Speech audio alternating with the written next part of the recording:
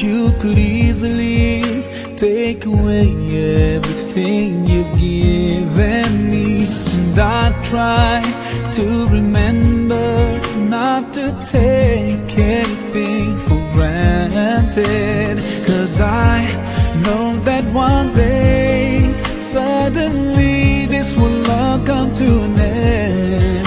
So my last wish is for you to be pleased with me. Allah, yeah, Allah, guide me all the way to your Jannah. Yeah, Allah, yeah, Allah, don't let me go astray, 'cause I need you by my side. I wish to be close to you. My story as to how and why I converted to Islam. So I'll just get started. So growing up, I actually was raised in a very devout Catholic household. Without fail, my parents used to bring us to church every single Sunday. We used to practice all of the holidays and celebrate all the holidays in the religious sense. My parents would fast on Fridays. I actually went to Catholic school my entire life. So definitely very well versed in the Catholic faith.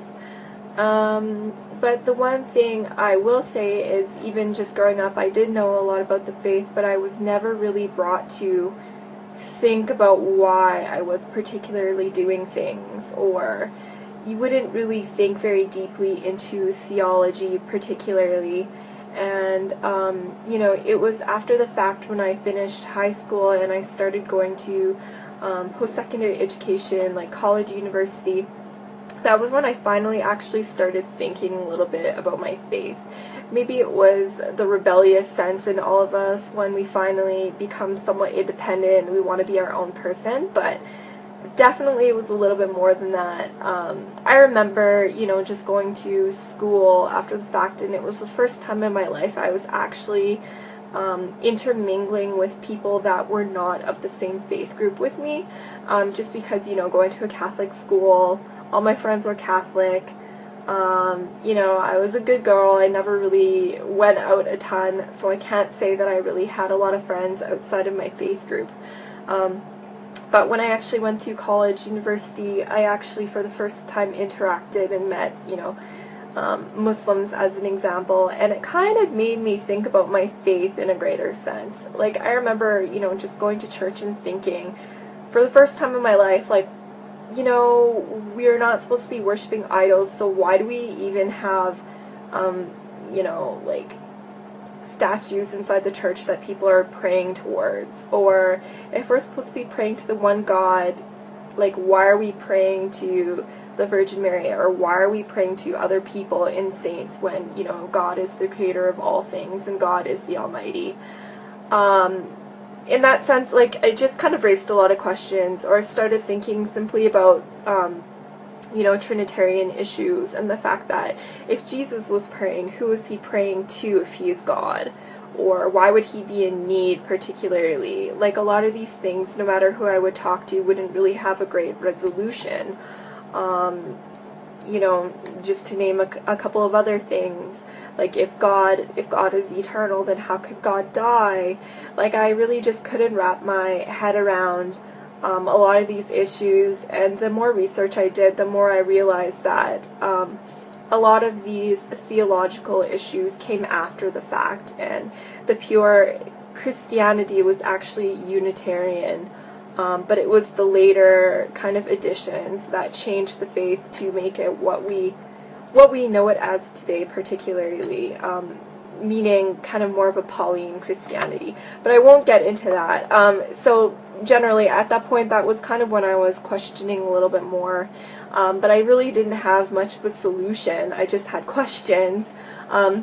I started kind of looking into agnosticism, just because I figured, you know, if Christianity is wrong and, you know, all of these other religions are quote-unquote polytheistic, and I can't really accept that. They're either polytheistic or they're not particularly religions. They're more kind of like ways of thinking and whatnot. I don't really want to be involved with any of these, and I never really found a good monotheistic solution, but at the same time I wasn't really looking much into religion. But then it got to a point where I actually got in discussion about religion with some Muslims, actually, when I was at school.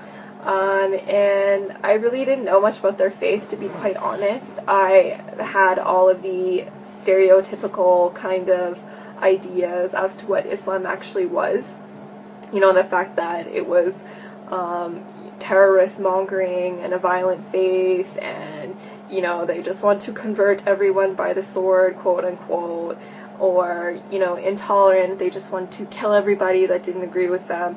Very, very shallow kind of ideas as to what this faith was. But the more I kind of started asking questions about it, the more I was kind of finding myself strangely attracted to this religion, basically because of the fact that they believed in the existence of the one God. They believed in God's oneness. They believed in God's eternity, everlastingness, but without all of the mental confusion. It was just, basically belief was broken down into the fundamentals, and it was something that everyone would be able to digest without actually having to do any mental gymnastics. So, long story short, I started looking a little bit further into Islam, not really wanting to particularly accept it as my religion, but still attracted to it nonetheless. I started taking a religious studies course where I actually was able to look at Islam from an unbiased, kind of scholarly perspective, and again, I found myself kind of being attracted to it because of its, rationality. And the fact that Islam could meet kind of belief in science halfway. It was rational, but it had proof at the same time. It wasn't just asking you to believe without any questioning or proof whatsoever. So again, looking into the Quran, I found the exact same thing. Allah would command His servants to question or think about things or ponder about things, and that was something that I definitely wasn't used to previously with the Bible, and something that was very attractive for me. Actually pondering and meditating about my religion, it kind of gave me some kind of peace in my heart that I was really, again, becoming very attracted to, but again, I wouldn't accept Islam as my religion until I was entirely sure about it. So again, reading more into the Quran, I was finally also able to put Judaism and Christianity into perspective, particularly looking into the role of prophets. Jesus is seen in Islam as a prophet and not being divine. And again, if you look at the Bible from a Quranic perspective, you'll see again all of these proofs in the Bible. The fact that Jesus, peace be upon him, attests to the oneness of God, and never anywhere in the Bible does he ever claim divinity, simply. So reading into the Quran, it was slowly kind of answering questions for me. When I would bring up all of these horrible arguments that I would see online and whatnot, to people of faith that were actually well versed in their religion, I would always find some kind of resolution. Whenever I had a question about Islam, I always thought that it would kind of be a breaking point, and this would be the reason why I can't particularly believe in this faith, but it always ended up being to the contrary. And along my journey, I was probably looking into Islam for maybe about, I would say, 2 years or so, and it was continuously the same thing, where it was working for my benefit and not on the contrary. And basically, whenever I would see all of these negative comments online or get all these negative comments from people, or even myself argue with people, it would just bring me to gather more knowledge about the religion, and actually got me to a point where I was very comfortable accepting Islam for what it was, but I still didn't make that final step of affirming my faith. And then I found it was actually just one very last driving point that brought me to accepting Islam. When I was actually very close to accepting Islam, I was doing an internship in Edmonton, where I was in school at the time. and this was coming to an end, and I was on my way back to Calgary, where I would actually be living with my older sister for the first time in many years, because she had actually been in Edmonton for university and I was in Calgary. It was just a big jumble. But anyways, so that was the very first time I would be living with her in years. And I just remember one morning, I remember this very vividly, and it was actually the middle of Ramadan. I wasn't practicing or anything yet at that point. I'm still looking into Islam, but I heard like some crazy rustling noises and business going on in the kitchen, and I was like, what is this? What is going on? And it was really early in the morning, and then I found my sister in there eating a bowl of cereal, and like she had all this food around her. And I kind of questioned her as to what she was doing, and I realized at that point that she was trying to attempt to fast. So everything kind of came together at once, and I realized that at the same time when I was looking into Islam, my sister was also, even though we were separately living in completely different cities and didn't talk about religion whatsoever, we were actually going through the exact same thing.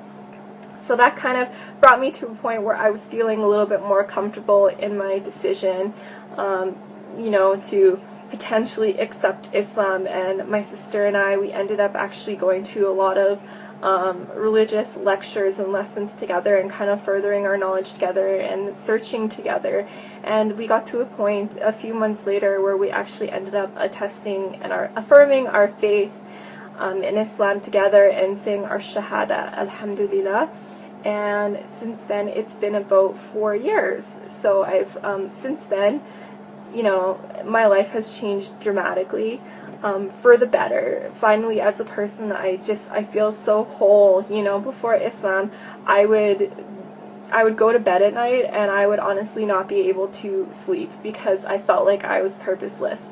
And I felt like, you know, extreme fear of, you know, what was going to happen to me. You know, am I just like this lump of flesh and I'm just going to die and rot in the ground? Like, I just really felt unfulfilled, and I felt like there was no purpose for me.